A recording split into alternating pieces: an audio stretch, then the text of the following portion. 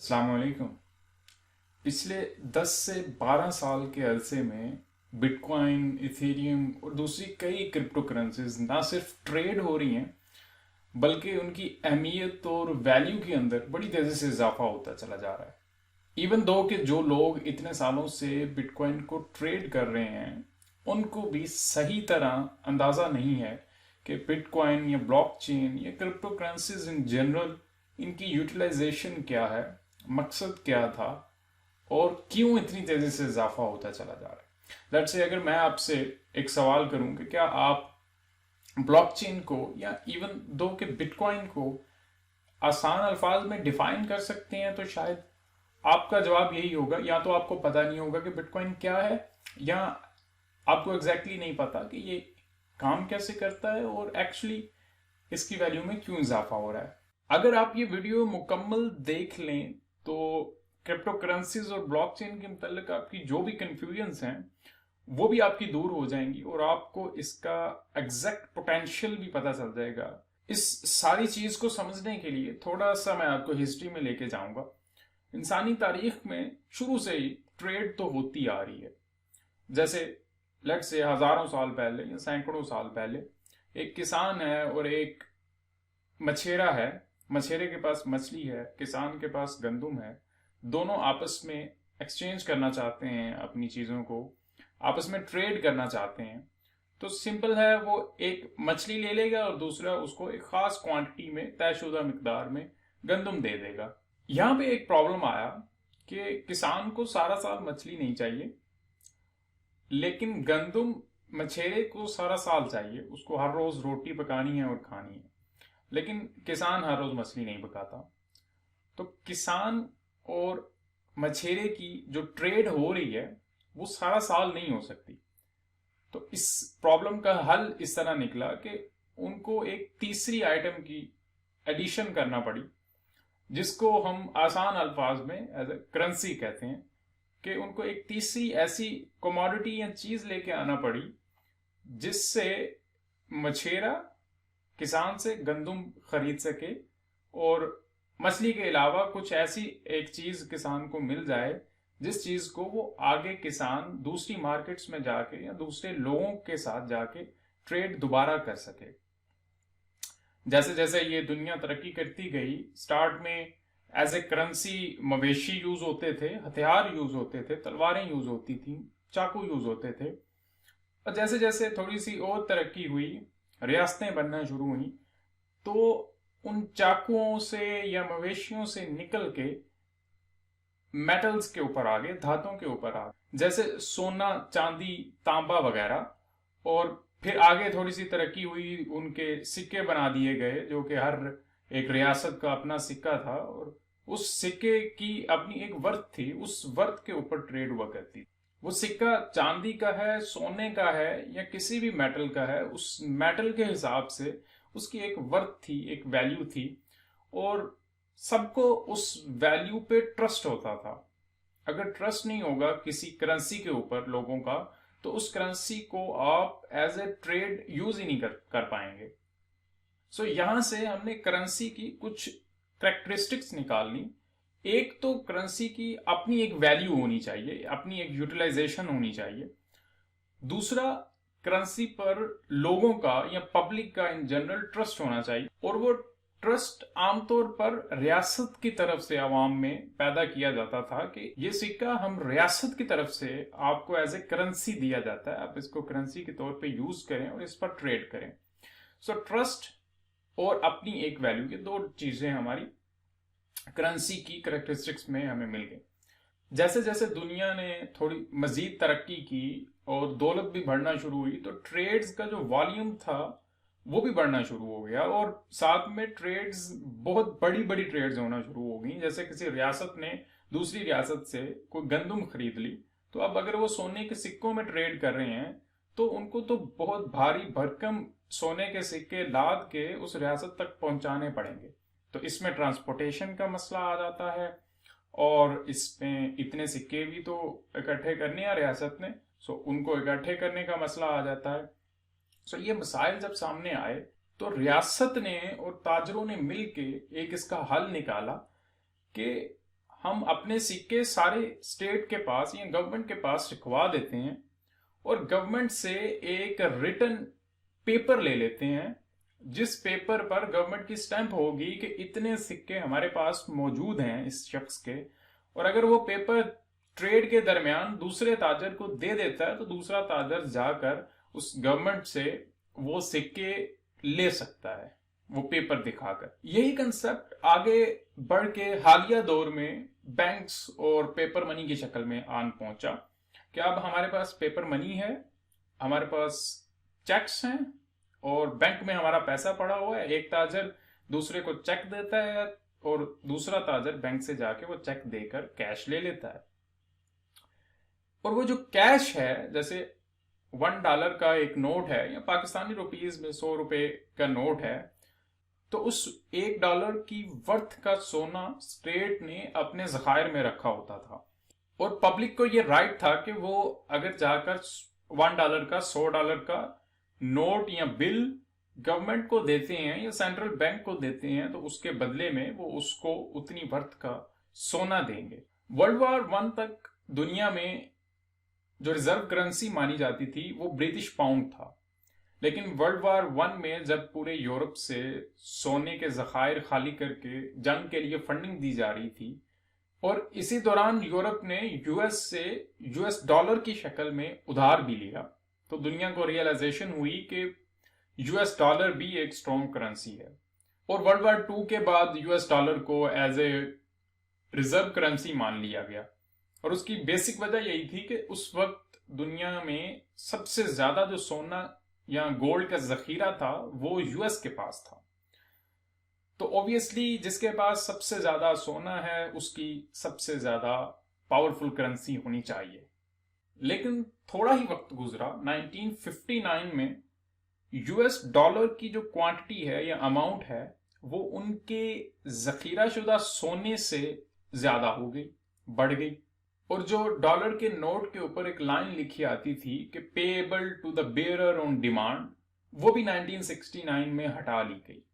तो अब डॉलर की जो वैल्यू है या अहमियत है वो पीछे जखीरा शुदा सोना नहीं है बल्कि यूएस गवर्नमेंट की जुबान है, उसका प्रॉमिस है, वादा है।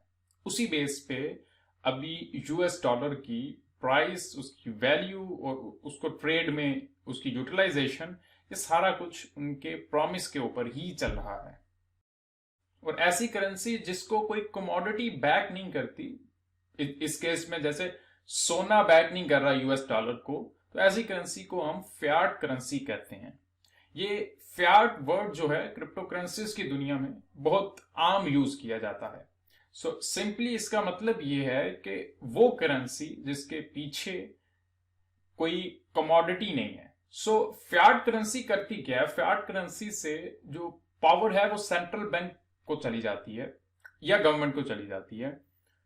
अब सेंट्रल बैंक जब चाहे नए डॉलर के नोट प्रिंट कर सकता है, या किसी भी कंट्री की मिसाल ले सकते हैं। मैं डॉलर की मिसाल ले रहा हूं तो इसलिए डॉलर पे बात कर रहा हूं, और डॉलर इंटरनेशनल करेंसी भी है तो इसलिए भी बात कर रहा हूं। सो सेंट्रल बैंक जब चाहे वो नए नोट छाप सकता है और उसको जो नए नोट की वर्थ है, उसकी वैल्यू है, उसके बराबर में सोना या कोई और कमोडिटी अपने जखीरे में रखने की भी जरूरत नहीं है।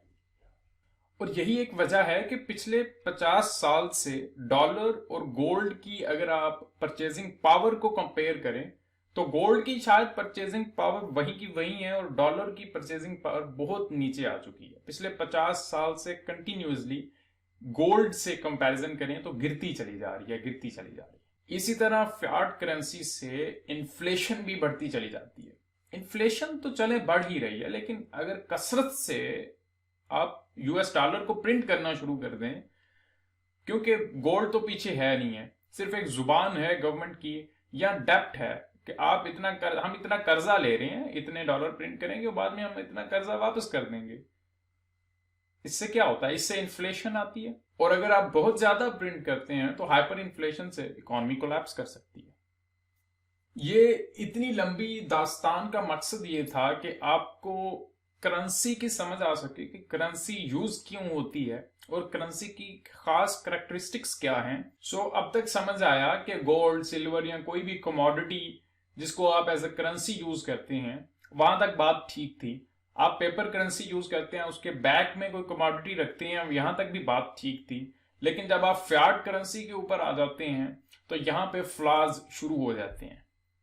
2009 के अंदर एक वाइट पेपर पब्लिश होता है जिसको सतोशी नाकामोटो के नाम से कोई पब्लिश करता है, जिसका आज तक किसी को नहीं पता चल सका कि कौन था। लेकिन उस वाइट पेपर के अंदर एक ऐसा सोल्यूशन दिया गया जो कि मौजूदा करेंसीज के अंदर, मौजूदा फाइनेंशियल सिस्टम्स के अंदर जो फ्लॉज हैं, जो इश्यूज हैं, उनको सॉल्व कर सकता था। और उसी वाइट पेपर के ऊपर एक करेंसी बनती है जिसका नाम बिटकॉइन था, जो 2009 के अंदर ही सतोशी नाकामोटो ने ही जिस पर पहली ट्रांजैक्शन कर दी थी। मैंने वो वाइट पेपर नीचे डिस्क्रिप्शन में दिया है, अगर आप पढ़ना चाहें तो पढ़ सकते हैं। उसमें से जो चीदा चीदा नुकात हैं वो मैं आपके सामने बयान कर देता हूं। सबसे पहले जो सिस्टम प्रपोज किया गया था उसमें मिडल मैन को खत्म कर दिया गया। मिडल मैन हमारे फाइनेंशियल सिस्टम में अभी बैंक्स हैं या गवर्नमेंट्स हैं या वो इंस्टीट्यूट्स हैं जो रेगुलेटरी इंस्टीट्यूट्स हैं जो रेगुलेशंस लेके आते हैं, उन सबको इसमें से निकाल दिया गया। और तिजारत में या ट्रेड के अंदर दो ताजिर इन्वॉल्व होते हैं, तो एक ताजिर दूसरे को एक ट्रांजैक्शन करता है, एक सर्टेन अमाउंट ऑफ मनी भेजता है, इस केस में सर्टेन अमाउंट ऑफ बिटकॉइन भेजता है, तो वो दुनिया में किसी भी कोने में बैठ के दोनों ट्रेड कर सकते हैं और विद इन सेकंड्स या मिनट्स वो ट्रांजैक्शन वेरीफाई हो जाएगी, ब्लॉकचेन पे चली जाएगी और हमेशा के लिए ब्लॉकचेन पे रहेगी। सो एक ताजर ने दूसरे को पैसे भेज दिए जो सैकड़ों इंस्टीट्यूट्स दरमियान में होते हैं, जैसे एक कंट्री का बैंक दूसरे कंट्री का बैंक, इन दोनों का आपस में राब्ता करने के लिए तीसरा बैंक, वो तीसरे बैंक को डिजिटली ऑपरेट करने के लिए एक चौथी कंपनी होती है, और इन सब को मैनेज करने के लिए गवर्नमेंट के इंस्टीट्यूट्स होते हैं, सेंट्रल बैंक्स होते हैं। फिर जाके वो ट्रांजैक्शन वेरीफाई होके दूसरे मुल्क में पहुंचती है। यहां पे बिटकॉइन में बैठे बैठे यहां से ट्रांजैक्शन दुनिया के दूसरे कोने में विद इन सेकंड्स या मिनट्स हो गई। यहां पे समझने की यह जरूरत है कि मिडल मैन यानी बैंक्स और ये सारे इंस्टीट्यूशंस का काम क्या है। इन सब इंस्टीट्यूशंस का काम ये है कि ये हमारे बैंक्स हमारे पैसे की हिफाजत करते हैं। दूसरा, हर बैंक, दुनिया में कोई 30,000 बैंक हैं, तो हर बैंक के अंदर जो इंटरनल ट्रांजैक्शंस हैं वो बैंक उसका रिकॉर्ड रखता है। जैसे एक शख्स ने दूसरे शख्स को पैसे भेजे, उसका रिकॉर्ड बैंक के पास होना चाहिए, इस रिकॉर्ड को वो मेंटेन रखता है। ये चंद काम है। सो ट्रांजैक्शन करता है हमारे लिए और रिकॉर्ड को मेंटेन रखता है। तो वो ट्रांजैक्शन तो बिटकॉइन के नेटवर्क पे हो रही है, लेकिन उसके साथ साथ वो जो रिकॉर्ड बैंक्स मेंटेन रखते थे या दूसरे गवर्नमेंट के इंस्टीट्यूट्स मेंटेन रखते थे, वो रिकॉर्ड भी बिटकॉइन के नेटवर्क के ऊपर ही रिकॉर्ड हो जाता है। सो मिडलमैन का तकरीबन सारा काम इसमें से खत्म कर दिया गया। सो ब्लॉकचेन की कुछ अपनी कैरेक्टरिस्टिक्स हैं जो कि अपने अंदर बहुत सॉलिड हैं। First of all, it is a decentralised network, यानी इसको कोई एक अथॉरिटी कंट्रोल नहीं करती, कोई एक गवर्नमेंट कंट्रोल नहीं करती, कोई एक शख्स कंट्रोल नहीं करता, इसको पब्लिक कंट्रोल करती है। पब्लिक कैसे कंट्रोल करती है कि लेट्स से जब बिटकॉइन बना तो उसको नेटवर्क को रन करने के लिए कुछ नोड्स चाहिए थी, या नोड्स को आप आसानी से समझे कि कंप्यूटर्स चाहिए थे जो वो ट्रांजैक्शंस कर सकें। अब वो कंप्यूटर्स की तादाद तकरीबन 10 लाख है अभी 2021 में। वो 10 लाख कंप्यूटर्स बिटकॉइन की ब्लॉकचेन के साथ कनेक्टेड है। उनका काम क्या है? उनका काम है उस ट्रांजैक्शन को वेरीफाई करना और उसको सेव करना। डिसेंट्रलाइजेशन के लिए उन तमाम 10 लाख कंप्यूटर्स के अंदर जब से बिटकॉइन की पहली ट्रांजैक्शन हुई है और अब जो लास्ट ट्रांजैक्शन हुई है, ये सारी की सारी ट्रांजैक्शंस का डाटा, इनका रिकॉर्ड उन तमाम 10 लाख कंप्यूटर्स के अंदर सेव है। और जब कोई न्यू ट्रांजैक्शन होती है तो उस न्यू ट्रांजैक्शन को ये सारे 10 लाख कंप्यूटर्स अपडेट करते हैं। और यही वो मैकेनिज्म है जिसने बिटकॉइन के नेटवर्क को ना सिर्फ अनहैकेबल बना दिया, बल्कि उसके अंदर जो डाटा है, जो लेजर के अंदर रिकॉर्ड्स हैं, उनको भी अनचेंजेबल बना दिया। मैं अगर कोई हैकर हूं और मैं उन 10 लाख कंप्यूटर्स में से एक कंप्यूटर को हैक कर ले और उस कंप्यूटर के अंदर जो लास्ट ट्रांजैक्शन बिटकॉइन की सेव है, मैं उसका रिसीवर एड्रेस चेंज कर देता हूं या मैं अमाउंट चेंज कर देता हूं, तो बिटकॉइन का जो नेटवर्क है वो उस चेंज को एक्सेप्ट नहीं करे। जैसे मैंने बताया कि वही सेम डाटा 10 लाख कंप्यूटर्स में पड़ा हुआ है। जब नेटवर्क रियलाइज करेगा कि इस कंप्यूटर का डाटा जो है वो बाकी 99.99% कंप्यूटर्स से डिफरेंट है, तो वो एक कंप्यूटर की वो जो चेंज है उसको एक्सेप्ट ही नहीं करेगा ना। अब ये मसला तो हल हो गया कि कोई कंट्रोल नहीं कर रहा, कोई एक इंस्टीट्यूट कंट्रोल नहीं कर रहा, कोई एक शख्स कंट्रोल नहीं कर रहा, पब्लिक कंट्रोल कर रही है, वो नोड्स कंट्रोल कर रही है नेटवर्क को, वो कंप्यूटर्स कंट्रोल कर रहे हैं। और आप भी उस ब्लॉकचेन के अंदर उस नेटवर्क को सपोर्ट कर सकते हैं और बदले में आपको रिवार्ड मिलेगा। और ये रिवार्ड प्रूफ ऑफ वर्क की बेस पे मिलेगा, जिसको मैं थोड़ा सा यहाँ पे एक्सप्लेन कर देता हूँ, लेकिन इस पे तफसीली वीडियो में माइनिंग के ऊपर, बिटकॉइन माइनिंग और इथेरियम माइनिंग के ऊपर तफसीली वीडियो भी बना दूंगा। सो इन शॉर्ट ये है कि जब भी कोई ट्रांजैक्शन होती है बिटकॉइन के नेटवर्क के ऊपर, तो एक मैथमेटिकल प्रॉब्लम तमाम नोड्स को दी जाती है। जो नोड सबसे पहले उसको सॉल्व कर देती है, उसको वो ट्रांजैक्शन वेरीफाई करने का मौका मिलता है, वो उसको वेरीफाई करती है और बदले में उसको चंद बिटकॉइन मिलते हैं। और इसी तरह नए बिटकॉइन जनरेट होते हैं, हवा से नहीं आते, ये जो सारे कंप्यूटर्स हैं इनमें तकसीम होते हैं। तो थोड़ी सी बात यहाँ पे बिटकॉइन की सप्लाई के ऊपर भी करते हैं। बिटकॉइन की जो मैक्सिमम अमाउंट है जो बिटकॉइन एग्जिस्ट कर सकते हैं वो 21 मिलियन बिटकॉइंस हैं, जिसमें से रफली 18.8 मिलियन बिटकॉइंस माइन हो चुके हैं, यानी वो अभी एग्जिस्ट करते हैं। और बाकी जो तकरीबन 2 मिलियन रह गए हैं वो अगले कमोबेश 100 साल के अंदर माइनर्स में स्प्लिट होंगे। और यही एक तरीका है नए बिटकॉइंस बनाने का। ऐसा नहीं है कि आप किसी दूसरी फियाट करेंसी की तरह इसको अनलिमिटेड प्रिंट कर दें और हवा से ही प्रिंट कर दें, उसके बैग पे कोई कमोडिटी भी ना रखें। सो 21 मिलियन से ज्यादा ये हो नहीं सकते। ये बिल्कुल कंपेरेबल है मेटल्स के साथ या दूसरी कमोडिटीज के साथ या गोल्ड के साथ। लेट्स से गोल्ड की बात करें तो हमें पता है कि दुनिया में एक सर्टेन अमाउंट ऑफ गोल्ड है जो एग्जिस्ट करता है, उससे ज्यादा हो नहीं सकता। ये अलग बात है कि सारा अभी माइन नहीं हुआ, वक्त के साथ साथ माइन होता जा रहा है, लेकिन ऐसा नहीं है कि कोई फैक्ट्री लगी हुई है जहां पे गोल्ड प्रोड्यूस हो रहा है, ऐसा नहीं है। जितना इस अर्थ के ऊपर गोल्ड एग्जिस्ट करता है वो उतना ही है, उससे ज्यादा नहीं हो सकता। और यही एक वजह है कि गोल्ड की कई हजार सालों से वर्थ है और आज तक वर्थ है। और दूसरी वजह यह है कि गोल्ड को माइन करना मुश्किल है, उस पर पैसा लगता है, पावर लगती है, एनर्जीज लगती हैं, टाइम लगता है। क्योंकि माइन करना मुश्किल है, इस वजह से भी एक सर्टेन अमाउंट, एक सर्टेन वैल्यू है गोल्ड की। सो गोल्ड भी लिमिटेड, बिटकॉइन भी लिमिटेड। गोल्ड का हमें पता नहीं कि कितना है इस दुनिया में, लेकिन बिटकॉइन का हमें पता है कि 21 मिलियन से ज्यादा ये नहीं होंगे।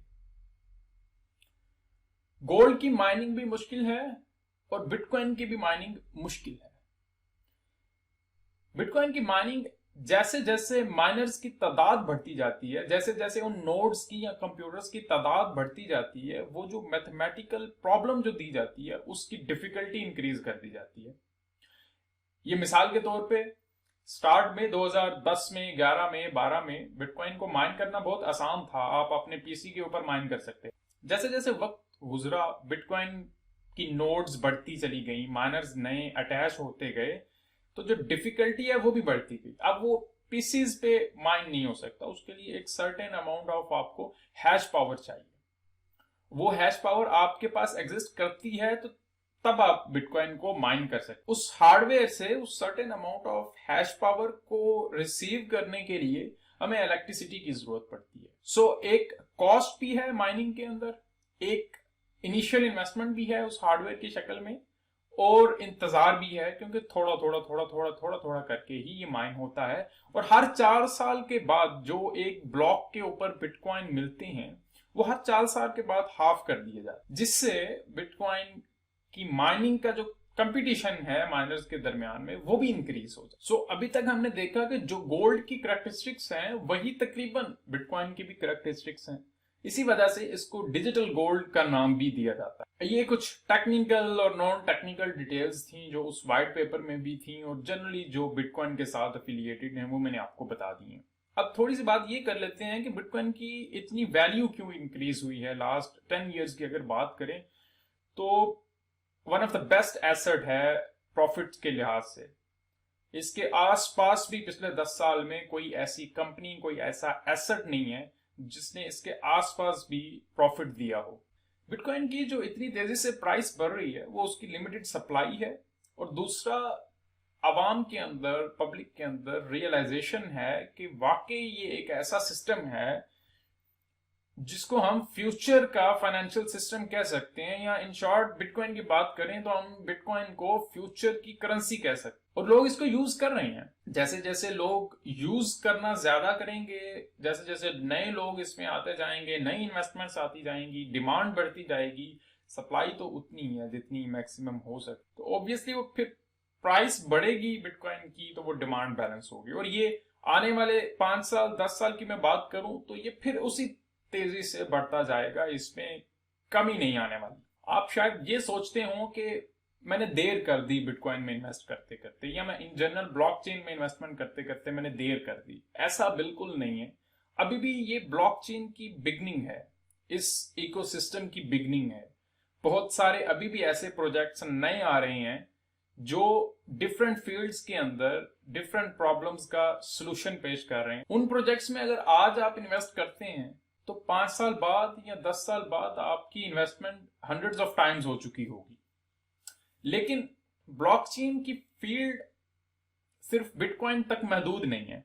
ब्लॉकचेन बहुत वास्ट हो चुकी है। बिटकॉइन के बाद हमें इथेरियम का नाम सुनने में आता है, फिर कार्डानो यानी एडीए जिसका टोकन है उसका नाम सुनने को आता है। अब इस साल या पिछले साल से हमारे पास सोलाना का नाम आ रहा है, पोल्काडॉट का नाम आ रहा है, फैंटम का नाम आ रहा है, अवलांचे का नाम आ रहा है। तो ये सारे के सारे इकोसिस्टम्स हैं अपने अंदर। इथेरियम के नेटवर्क के ऊपर आगे सैकड़ों क्वाइंस हैं या सैकड़ों कंपनीज हैं जिनमें आप इन्वेस्ट कर सकते हैं। इसी तरह सोलाना के आएंगे, एडीए के आएंगे, पोल्काडॉट के आएंगे।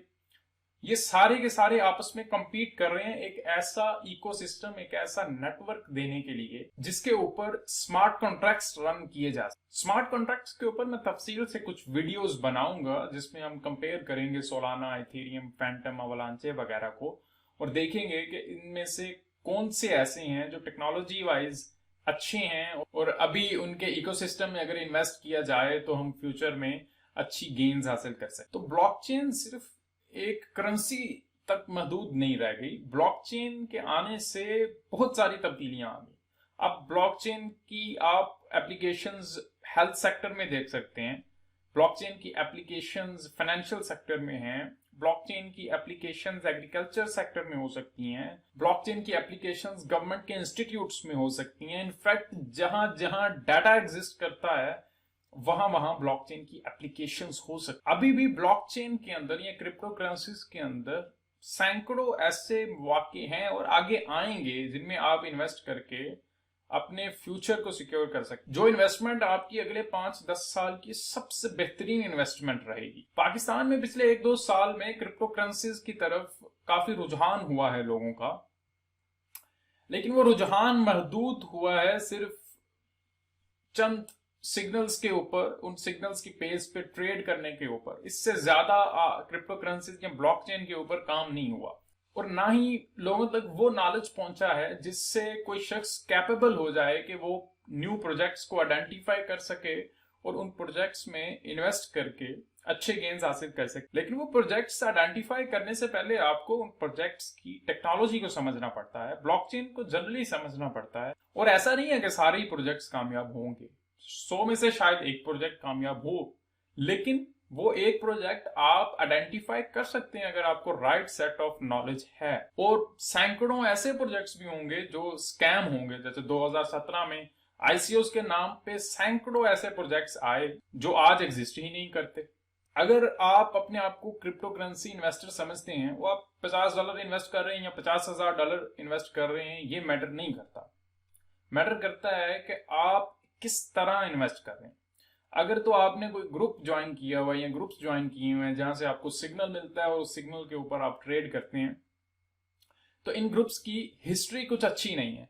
पिछले 4-5 साल से जो मैंने रियलाइज किया है वो ये है कि आप किसी ग्रुप से सिग्नल लेके लॉन्ग टर्म के अंदर आप प्रॉफिट में नहीं रह सकते। ये तकरीबन ग्रुप से सिग्नल्स लेकर ट्रेड करना ऐसा है जैसे आपकी, फर्ज करें, फ्रूट की रेडी है और आप किसी राहगीर को, चलते हुए शख्स को उस रेडी पर बिठा जाएं और गल्ला भी उसी के हवाले कर दें और उसको बोलें कि शाम को जब सब कुछ बिक जाए, जो प्रॉफिट हो, प्रॉफिट समेत पैसे मेरे घर भेज देना। अब एक तो आपको नहीं पता कि वो शख्स कैसा है, कौन है, कहां से आया था। तो अगर आप घर बैठे इंतजार करेंगे उसका, तो शायद 0.01% चांस होगा कि वो आपका सारा सामान बेच के, फ्रूट बेच के, वो गल्ला आपके हवाले कर दे। अमूमन ऐसा नहीं होता। और क्रिप्टो सिग्नल्स ग्रुप्स की बेस पे ट्रेडिंग करना बिल्कुल सेम सिनेरियो है। सो मैं रिकमेंड करता हूं कि आप इस पूरी गेम को समझें, ब्लॉकचेन को समझें, क्रिप्टो करेंसीज के पीछे कौन से प्रोजेक्ट्स हैं उनको समझें और कौन से ऐसे फैक्टर्स हैं जिनसे क्रिप्टो करेंसी की प्राइस ऊपर या नीचे हो। मैं इस चैनल के ऊपर कोशिश करूंगा कि आपको ये सारी चीजें आहिस्ता आहिस्ता सिखा सकूं और कंटिन्यूसली मैं वीडियोस बनाता रहूंगा। लेकिन आपका काम ये है कि इस वीडियो को लाइक कर लें, चैनल को सब्सक्राइब कर लें और कमेंट में मुझे बताएं कि आपको इस वीडियो से कुछ फायदा हुआ या नहीं हुआ। ये लाइक करना और कमेंट करना ये जरूरी इसलिए भी है कि अगर आप ये नहीं करेंगे तो यूट्यूब के एल्गोरिथम को रियलाइज नहीं होगा कि इस वीडियो के कंटेंट में कुछ ऐसा है, कुछ इस काबिल है कि हम इसको प्रमोट करें। तो ये वीडियो प्रमोट नहीं करेंगे तो ये चंद लाइक्स या चंद व्यूज के ऊपर ये खत्म हो जाएगी। इसी के साथ इजाजत चाहता हूं, मिलते हैं अगली वीडियो में। अल्लाह हाफिज।